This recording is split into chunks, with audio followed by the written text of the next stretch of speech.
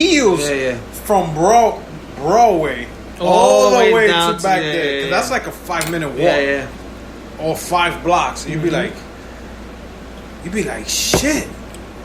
Thank God I'm single, because if I'm not, I would get smacked right now with all the hot chicks going over there. But shout out to the people that used to hang out in Marina. All the uptown spots from whatever 145th. Damn. I used to also go to this place. I think you told me you went to later on 218th. No, not. I think I got it wrong. Yeah, 218th and Broadway. Is it Inwood Manor? Yeah, I used to go to Inwood Manor before. Back in the days, me, Richie, we saw the Lords of the. What is it? The Lords of the Underground? Was that the name? The hip hop crew? Yeah, Lords Chief of the Rocka? Underground. Yeah. We saw them. But is that by Twin Donut? Before Twin Donut. Before Twin Donut. So that's Inwood Manor. Yeah, I went there. I saw Lords of the Underground. I saw Redman. I saw a few other people, because back in the days, they would rent it out maybe like once a month, have a big hip hop party. So I went there when I was young. So there I saw Raulín Rodriguez. Yeah. I saw El Chaval.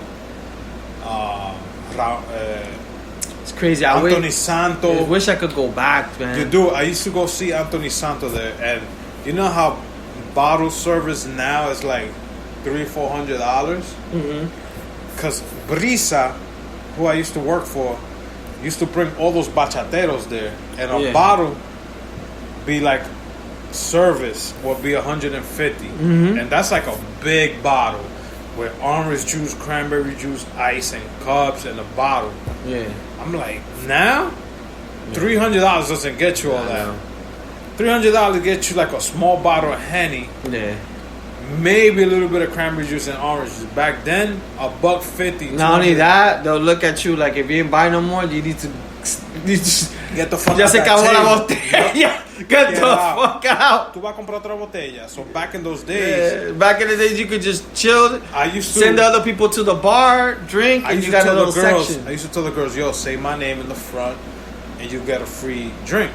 Yeah. Well, depending what time you came, because Brisa used to tell me, yo, if you get these amount of girls to come in, the more girls come in, the more guys gonna want to pay. That was the whole promoting shit. So I used to tell the girls, yo, get there before 11, and you're gonna get a drink ticket. So not only you're going in for free, but you're getting a free drink. Yeah. Bring your homegirls or whatever. And Brisa used to be like, yo, everybody that from your list, they're in here. So Brisa used to be like, yo, here's like 5-6 drink tickets.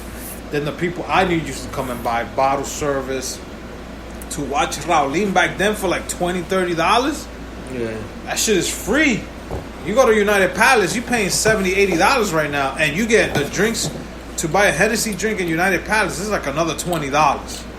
So you're spending money just to see Raulín now. Back then, okay, he was not that popular. I think I saw Jay-Z. When Jay-Z was down with Original Flavor. It was before Jay-Z came out. When he was with Jaz-O? Yes, I saw him at that time. For like $5 or $10. Uptown también.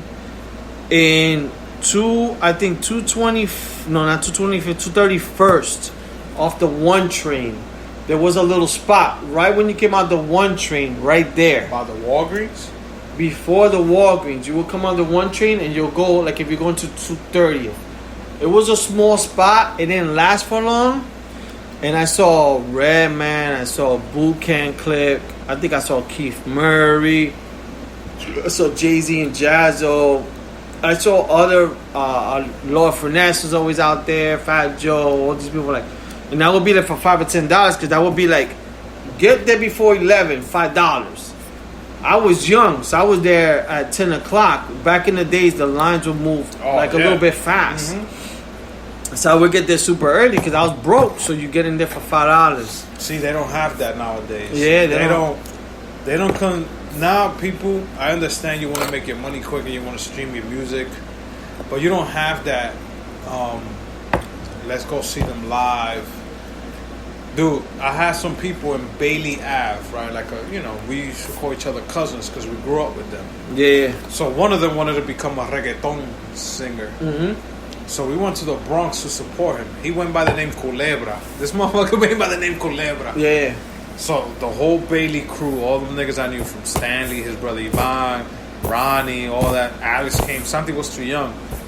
My sister came. We all went to the Bronx support. We paid like, to get in, no lie, it was like $2-3 to get into this bar. Yeah, you're gonna pay for your drinks. Yeah.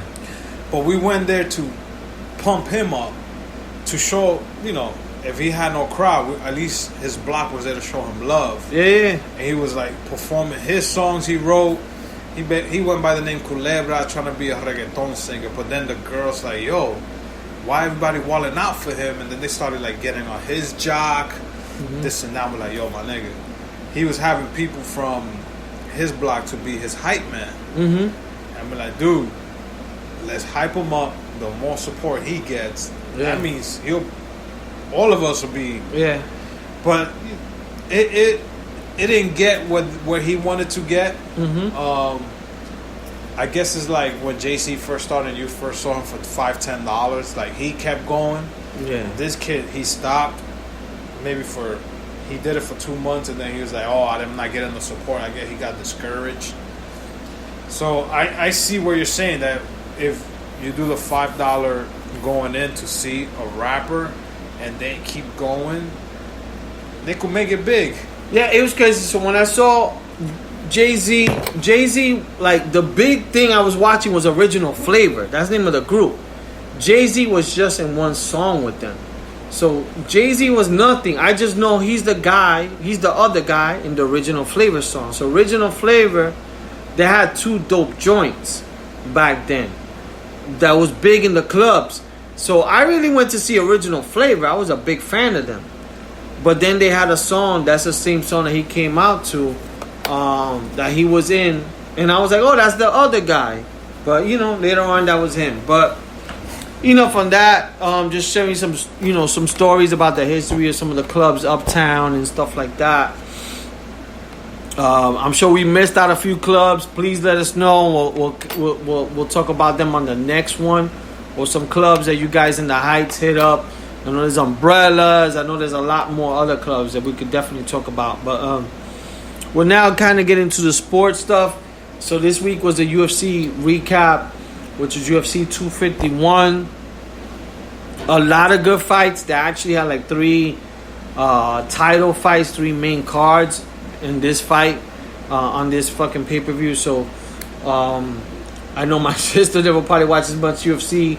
And my cousin never really watched UFC. So, UFC 251. Ooh, good card. The best match I liked was the Thug Rose versus Andrea. Good fight. Andrea, which is a 3-round match, a women's match. Good fight. This is like a rematch. They fought the first time, and they fought the second time. But you could tell, like, there was women's fights before it, and I was telling my sister and my cousin, like, there's different levels. You could tell the level of punching. Because my sister was asking me, I think somebody was asking me, like, with the blood, and I'm like, at first, when I used to watch the girls fight, it used to kind of like, I used to feel weird when I first got to UFC. But now, it's not weird. Like, their skill set is so good. So they're bleeding. I'm just looking at them like a regular fight guy. But at first, I'm like, yo, like, that girl's getting beat up. I'm like, oh, shit. But the thing is, the girls go harder than the guys. That I agree. And so that fight was great. We had 3 championships fight, which was Aldo versus Jan. Oh, that was a good fight. Peter Yan. Which is, I think if Aldo would have fought 3 rounds, and this is what I noticed from Aldo. Aldo's good starting. He's good for 1 or 2, 3 rounds. Then people start fucking him up. Yeah. And this guy, he was fighting on 145. Yeah. This guy looked more ripped now. He's at 135 now. 135. He looked more ripped now than 145. He was chiseled. And he's older. And I'm like, how the fuck? Hold on, because he was 155. No, you're right. He's 135. No, he's 135? Because I know when he lost... He fought for the Bantam, which is that little Chiquito that left. Yeah, okay, because when he lost to McGregor, that was 155. It was 145. Well, McGregor used to be 145. No, it was lightweight. He knocked him down. We'll check. 155. Now, I think he is fighting at 145. You were right. You're definitely right. But that fight was good. No, so they fought at 145. Yeah. Who, McGregor and... Yeah, because McGregor used to go down that way. Dang. So this one, he went to 135. Holy shit. To fight for the bantamweight, which is the one that Mighty Mouse used to hold. Mm-hmm. So now Jan holds that one. But this guy was ripped. Like I said, the first two rounds, like a big 135. he was controlling it. Yeah. And then the other kid just started little by little. Momentum started coming in, and he took over. Stamina, bro. And like big controversy. I was watching the fight. I'm like, yo, stop the fight. That guy Jan was punching him. Yes. This guy wasn't doing nothing. It was just blood everywhere. And I'm like, he's not winning. Like, he's not going to win. Yeah. Stop the fight. The guy let the fight go. So it's like a big thing now going on. Then after that was the Max Holloway versus Alex Volkanovski. Now, who won that fight? Max Holloway. There you go. I got Max Holloway. Yo, you know what's crazy? The people from DraftKings gave money back to the people who voted for Max Holloway. No, because... So that clearly tells you a company is not going to lose money. No, of course not. That clearly tells you, like... Since the beginning, I had... Okay, the first match they had, clearly Alex... no, that one was a close one. I didn't watch it, so I can't tell. Alex beat him.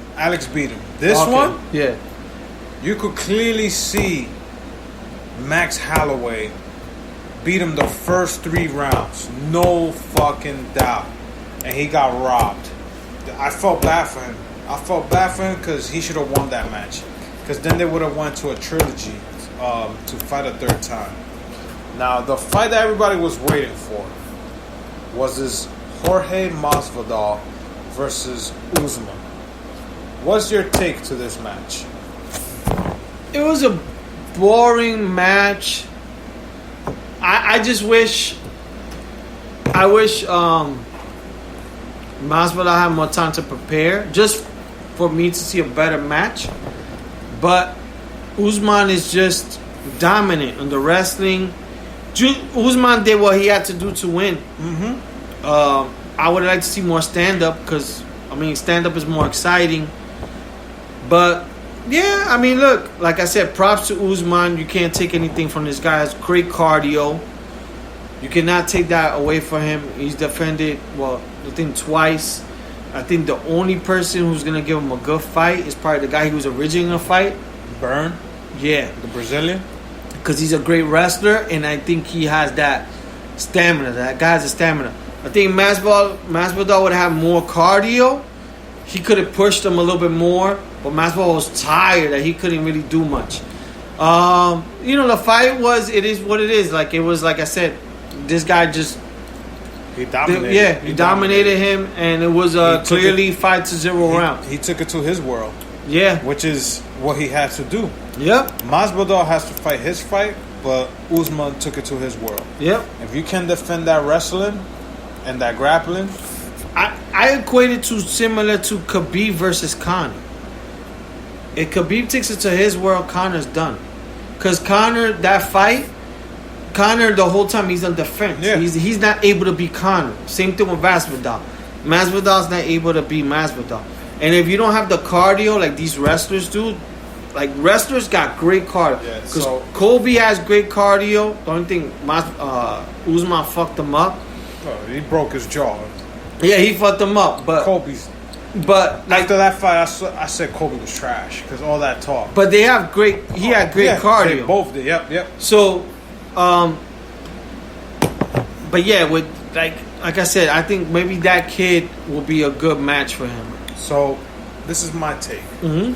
Major props to Jorge, Game Greed, for taking the fight in a 6-day notice. Had to lose 20 pounds.